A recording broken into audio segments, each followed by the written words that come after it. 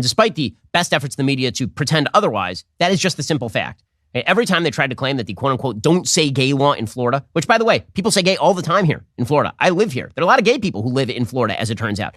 This notion that you can't say gay or you're going to be arrested. That's a lie. It's not true.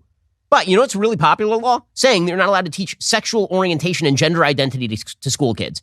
That is not the job of teachers. That actually is a really popular proposition across the country. Parents don't want that garbage being taught to their kids. If they want to teach their kids that stuff themselves, that is their problem. But this notion that you are obligated to turn your kid over to a state employee to be taught the state religion of LGBTQ plus minus divided by sign is absurd. Most Americans are not into that. So the left has to come up with what they think are 60-40 propositions the other way in order to run against the conservatives, right? If conservatives are now winning when it comes to the economy, which they are, if they're winning on social issues, which they largely are, well, then Democrats have to come up with some response. So they have some 60-40 issues they think they're going to win. They think abortion is a 60-40 issue. It's why they've been featuring, for example, so much talk about these abortion bans in states like Florida that start at 6 weeks.